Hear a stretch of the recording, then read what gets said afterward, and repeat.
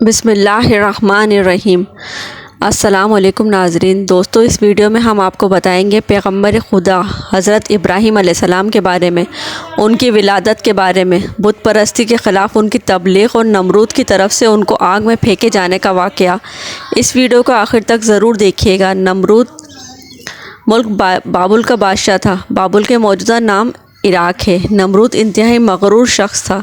जब उसकी इब्तिदा का दायरा वसी हो गया तो लोगों से कहना शुरू कर दिया कि उसकी परस्तिश करें, क्योंकि लोग पहले ही गैर अल्लाह लकड़ी से बने हुए बुतों की परस्तिश किया करते थे। लिहाजा लोग उसे आसानी से खुदा मानने पर आमादा हो गए। लोगों को इस गुमराही और जलालत की ज़िंदगी बसर करते हुए एक अरसा हो गया और वो अल्लाह को बिल्कुल ही भुला चुके थे। परवरदिगार आलम ने उस कौम की हिदायत और रहनुमाई के लिए उनमें अपना नुमाइंदा भेजने का इरादा फरमाया। नमरूद के दरबार में नजूमी भी थे। एक नजूमी नमरूद के दरबार में बड़ा मकाम रखता था और वो नमरूद के बहुत करीब था। एक दिन उसने नमरूद से कहा, एक बात अर्ज़ करूं? नमरूद ने कहा, कहो। तो नजूमी ने बताया, एक बच्चा आपकी सल्तनत में पैदा होने वाला है। वो बुत परस्ती को ख़त्म कर देगा और लोगों को अपने दीन की जानिब बुलाएगा और आपकी हुकूमत ख़त्म कर देगा। ये सुनकर नमरूद ने अपने दरबार के दूसरे नजूमियों की तरफ देखा। सब नजूमियों ने पहले नजूमी की तायद की। ये सुनकर नमरूद दिल ही दिल में घबराया और फिर गुस्से में आकर हुक्म दिया कि औरतों और मर्दों को एक दूसरे से अलग कर दिया जाए ताकि कोई ऐसा बच्चा पैदा ना हो, और हुक्म दिया जो भी बच्चा पैदा हो उसे कत्ल कर दिया जाए। नमरूद के मुँह से इस हुक्म का निकलना था कि बाबुल में पैदा होने वाले बच्चे कत्ल किए जाने लगे। नमरूद के हुक्म पर इसके जल्लादों ने 1,00,000 बच्चे कत्ल किए। नादान नमरूद ये समझता था कि अपनी इस हरकत से वो अल्लाह ताला के फ़ैसले पर बंद बांध देगा। लेकिन बाबुल में एक खातून थी जिनका नाम तारीख़ में नोना बताया है। नोना उस वक्त हामला थी, लेकिन उनके हमल के असरात को अल्लाह ने छुपा दिया। जब उनके बच्चे की पैदाइश का वक्त आया तो वो नमरूद के खौफ से शहर से बाहर चली गई और वहाँ पहाड़ के एक गार में पनाह ले ली। उन्होंने अपने बच्चे को उसी गार में जन्म दिया और फिर बच्चे को लिटाकर अल्लाह से दुआ की, ए अल्लाह, मैं अपने जिगर के इस टुकड़े को इस गार में लिटाकर जा रही हूँ। उन जालिमों से तू ही इसको बचाना जो मासूमों के खून के प्यासे हैं। फिर उन्होंने बच्चे को बूसा दिया और गार के तह खाने को पत्थरों से बंद कर दिया और वापस शहर को लौट गई। जब दूसरे दिन गार में बच्चे को देखने आई तो देखा उनका बच्चा अंगूठा चूस रहा है। उस बच्चे के अंगूठे से दूध जारी था। ये बच्चा कोई और नहीं बल्कि हज़रत इब्राहीम अलैहिस्सलाम थे। अल्लाह रब्बुल इज़्ज़त ने हज़रत इब्राहीम अलैहिस्सलाम के अंगूठे में दूध पैदा कर दिया था और यूँ हज़रत इब्राहीम अलैहिस्सलाम को ग़िज़ा पहुँचती रही। उस ग़िज़ा से हज़रत इब्राहीम अलैहिस्सलाम दिन में इतना बढ़ते थे जहाँ एक आम बच्चा महीनों में बढ़ता है। आप अलैहिस्सलाम की माँ आपको देखने की गर्ज से रोज़ाना गार में आती। जब आप अलैहिस्सलाम की उम्र 2 साल हो गई तो वो बातें करने लगे, और जब आपकी उम्र 7 साल को पहुंची तो आपकी वालदा आपको बड़ी बड़ी बातें और अखलाक सिखाने लगी। कमज़ोरों की मदद करना और अल्लाह रब्बुल इज़्ज़त के गुज़रे हुए पैगम्बरों के वाक़यात सुनाया करती थी, मगर उन्हें क्या मालूम था कि वो जिस बच्चे की तालीम और तरबियत में लगी हुई हैं वो ख़ुद ही एक पैगम्बर हैं। आप अलैहिस्सलाम ने अपनी ज़िंदगी के 13 साल उसी गार में गुजारे। उन्होंने एक दिन अपनी माँ से कहा, माँ, मुझे भी अपने साथ शहर ले चलिए। माँ ने जवाब दिया, बेटा, शहर में तुम्हारे लिए ख़तरा है। इसीलिए हज़रत इब्राहीम अलैहिस्सलाम रात को इस गार से निकलकर शहर में दाखिल हुए। हज़रत इब्राहीम अलैहिस्सलाम का एक चचा था जिसका नाम आज़र था। यहाँ पर एक नुक्ते की वजाहत करती चलूँ। तौरात में आज़र को हज़रत इब्राहीम अलैहिस्सलाम का चचा कहा गया है, जबकि उनके वालिद का नाम तारिक था। कुरान मजीद में उनके वालिद का नाम आज़र कहा गया है। बहुत से उलमा की राय है आज़र हज़रत इब्राहीम अलैहिस्सलाम के चचा थे। उनके वालिद तारिक थे और वो मुसलमान थे, और बाबे नस्ब का भी इसी पर इत्तिफ़ाक़ है। लिहाजा कुरान मजीद और अक्सर अहादीस की जो आज़र को बाप कहा गया है वो मजाज के तौर पर है, क्योंकि वो हज़रत अलैहिस्सलाम का चचा था, और अरब में ये रिवाज है कि चचा को बाप कहते हैं। और ये भी हो सकता है कि वो आपका चचा ही रहा हो और वालिद की वफ़ात के बाद आपकी वालदा से निकाह किया हो और आपकी तरबियत की हो। इसी सबब से आपको वालिद का कहा गया है। आज़र पत्थर, लकड़ी और मिट्टी के बुत बनाया करता था। उनको खुद पूछता और लोगों को फ़रोख्त करता था। इसी तरह उसका कारोबार फैला हुआ था। आज़र के बेटे भी बुत पर फरोशी किया करते थे। जब हज़रत इब्राहीम अलैहिस्सलाम गार से निकलकर शहर गए और अपने चचा आज़र के पास पहुँचे तो आज़र ने हज़रत इब्राहीम अलैहिस्सलाम को भी अपने बेटों के साथ बुत बेचने के लिए भेज दिया। हज़रत इब्राहीम अलैहिस्सलाम ने बुतों के गले में रस्सी बांधी और इन्हें ज़मीन पर घसीटते हुए ले गए, जिससे वो मिट्टी से गंदगी से गर्द आलूद हो गए। फिर آواز لگائی، اے لوگو آؤ اور مجھ سے وہ بت خریدو جو بے جان ہیں، عقل و ہوش سے عاری ہیں اور کوئی نفع یا نقصان نہیں پہنچا سکتے۔ بتوں کے ساتھ حضرت ابراہیم علیہ السلام کا یہ سلوک بت پرستوں کی نظر میں بہت توہین آمیز تھا۔ پھر بات یہاں تک آ پہنچی، آزر نے حضرت ابراہیم علیہ السلام کو نصیحت کی۔ ایک دن حضرت ابراہیم علیہ السلام نے اپنے چچا سے پوچھا، چچا جان آپ لکڑی اور مٹی کے بت بناتے ہیں جو نہ بول سکتے ہیں، نہ سن سکتے ہیں، نہ آپ کو فائدہ یا نقصان پہنچا سکتے ہیں۔ آزر نے چونک کر پوچھا، کیا تم ہمارے خداؤں کے مخالف ہو؟ دیکھو آئندہ اس طرح کی بات زبان پر نہ لانا ورنہ تمہیں سزا ہوگی۔ اس کے بعد حضرت ابراہیم علیہ السلام لوگوں سے مخاطب ہوئے اور کہا، پرستش اور سجدے کے لائق نہ نمرود ہے اور نہ یہ بت ہیں، لائق عبادت صرف اللہ تعالیٰ کی ذات ہے جس نے ساری کائنات کو پیدا کیا ہے۔ حضرت ابراہیم علیہ السلام کا نام اور پیغام تیزی سے پھیلنے لگا، لوگ ان کی بات غور سے سننے لگے۔ جب ان کی شہرت نمرود تک پہنچی تو اس نے اپنے دربار کے لوگوں سے پوچھا، یہ کون نوجوان ہے جس نے ایک ہنگامہ کھڑا کر دیا ہے؟ درباری بولے، اس کا نام ابراہیم علیہ السلام ہے جو آزر کے گھر میں جوان ہوا ہے۔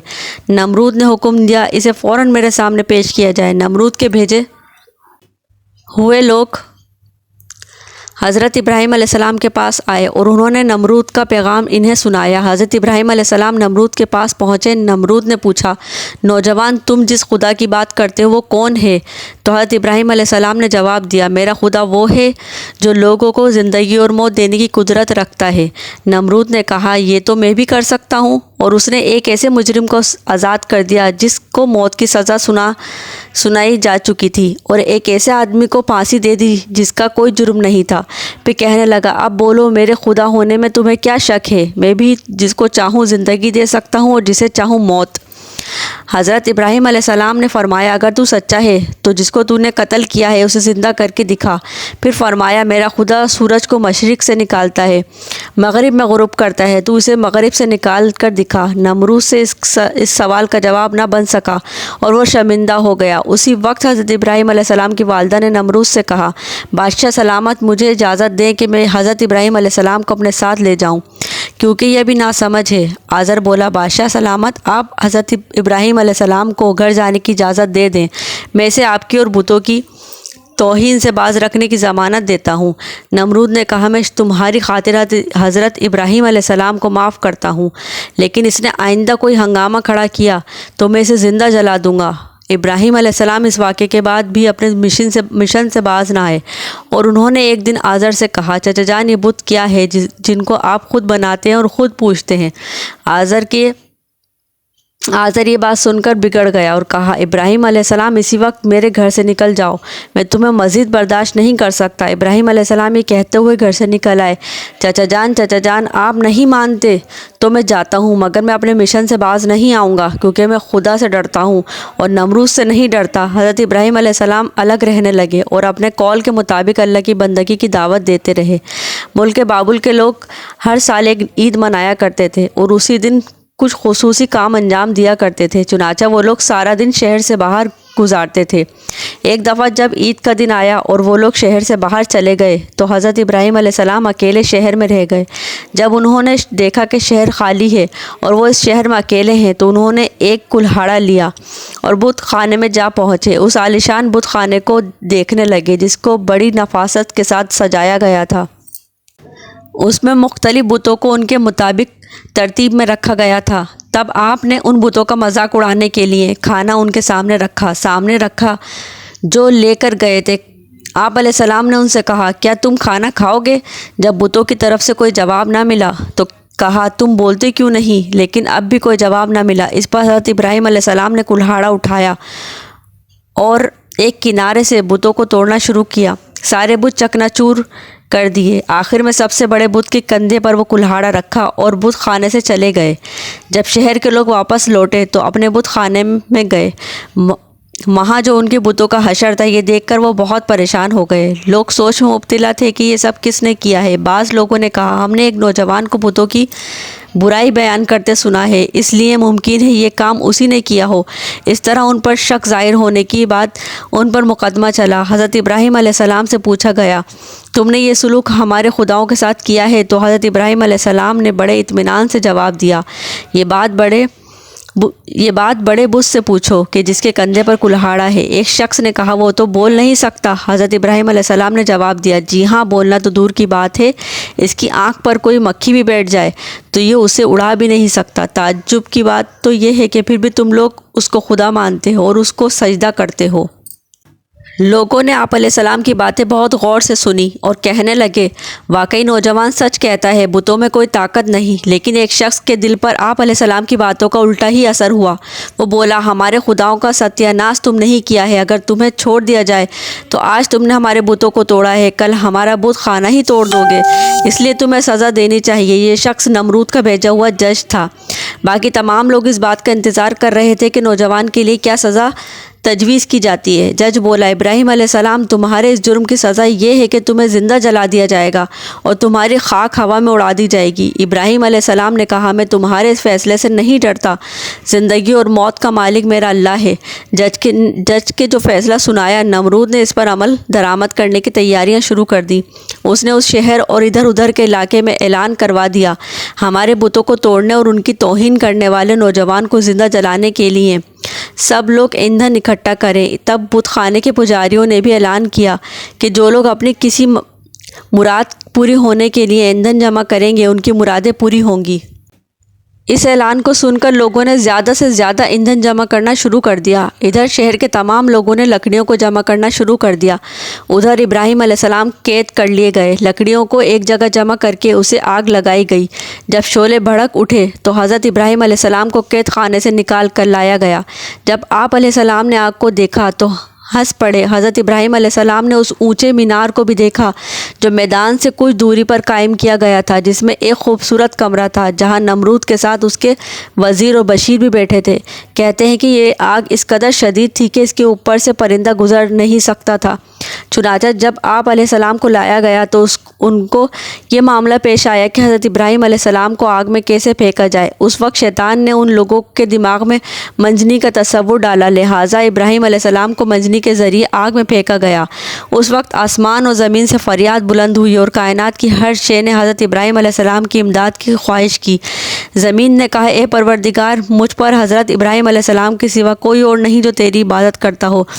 اللہ نے فرمایا، مجھ پر اگر وہ خود مدد طلب کریں گے تو میں مدد کروں گا۔ جبرائیل علیہ السلام نے کہا، خداوند تیرے خلیل حضرت ابراہیم علیہ السلام کے سوا زمین پر تیری عبادت کرنے والا کوئی نہیں ہے۔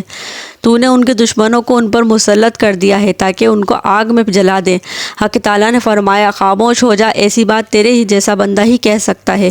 جو ڈرتا ہے کوئی امر اس کے قبضے اختیار سے باہر ہو جائے گا، وہ میرا بندہ ہے، جس وقت چاہوں گا اسے بچا لوں گا، اگر وہ مجھ سے دعا کرے گا تو میں قبول کروں گا۔ پھر ابراہیم علیہ السلام نے اپنے پروردگار سے دعا کی۔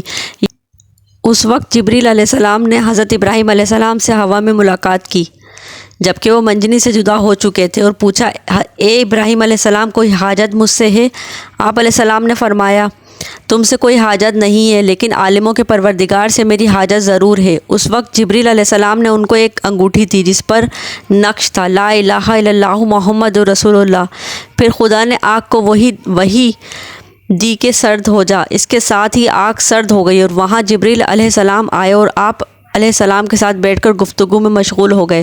ان کے چاروں طرف گل و لالا پیدا ہو گئے۔ کہتے ہیں جب آگ جل رہی تھی تو چھپکلی آگ کو پھونکتی تھی اور مینڈک پانی لا کر اس کو پھینکتا تھا تاکہ اسے بجھایا جائے۔ اللہ کے حکم سے 3 روز تک تمام آگ میں گرمی نہ رہی اور یوں آگ نے اپنے پیغمبر حضرت ابراہیم علیہ السلام کو اتنی بڑی آگ سے بچایا۔ یہ سارا معاملہ دیکھنے کے بعد نمرود آپ علیہ السلام کے پاس پہنچا اور بولا، ہمیں تعجب ہے کہ تمہارا حکم آگ پر چلتا ہے۔ تو آپ علیہ السلام نے کہا، یہ سب میرے اللہ کی قدرت ہے۔ نمرود تب بھی ایمان نہ لایا۔ اس واقعے کے بعد نمرود نے حضرت حکم دیا کہ اس نوجوان کو شہر بدر کر دیا جائے تاکہ کوئی بھی شخص ان کا پیروا نہ بن سکے۔ آپ علیہ السلام خود بھی ان لوگوں کے ساتھ رہنے سے خوش نہ تھے، اس لیے آپ علیہ السلام شہر چھوڑنے پر آمادہ ہو گئے۔ آپ علیہ السلام نے اپنی بکریاں اکٹھا کی اور روانہ ہو گئے۔ آپ علیہ السلام اپنی بیوی اور سارہ اور بھتیجے لوط علیہ السلام کے ہمراہ ملک چھوڑ کر روانہ ہو گئے۔ آگ سے نجات کے بعد ابراہیم علیہ السلام نے نمرود کو دین حق کی دعوت دی۔ اس نے کہا، میں تمہارے خدا سے جنگ کروں گا، اور ایک دن مقرر کیا۔ اس روز نمرود بے شمار لشکر لے کر میدان میں آیا۔ ابراہیم علیہ السلام تنہا اس کے مقابلے میں کھڑے ہوئے، یہاں تک کہ حق تعالیٰ نے سب سے کمزور مخلوق مچھر کو بھیجا، جس سے فضا تاریک ہو گئی اور وہ لشکر والوں پر حملہ آور ہو گئے اور ان کے سر اور ناک میں لپٹ گئے، یہاں تک کہ سب کے سب بھاگ کھڑے ہوئے۔ نمرود بھی ذلیل و رسوا ہوا، لیکن پھر بھی ایمان نہ لایا تو خدا نے ایک مچھر کو حکم دیا کہ اس کے دماغ میں گھس جاؤ، تو وہ اس کے دماغ میں جا کر اس کا مغز کھانے لگا۔ تو نمرود اس قدر بے چین ہو گیا کہ چند آدمیوں کو مقرر کیا کہ چپل کی باریک نوک اس کے سر میں مارے۔ نمرود کو اسی حالت میں 40 سال گزر گئے اور اسی حالت میں مر گیا اور اس پر جہنم مسلط ہو گئی۔ جزاک اللہ۔ انشاءاللہ ملتے ہیں نیکسٹ ویڈیو کے ساتھ۔ اپنا بہت خیال رکھیے گا، دعاؤں میں یاد رکھیے گا۔ اللہ تعالیٰ آپ سب کے لیے بہت آسانیاں پیدا کرے۔ اللہ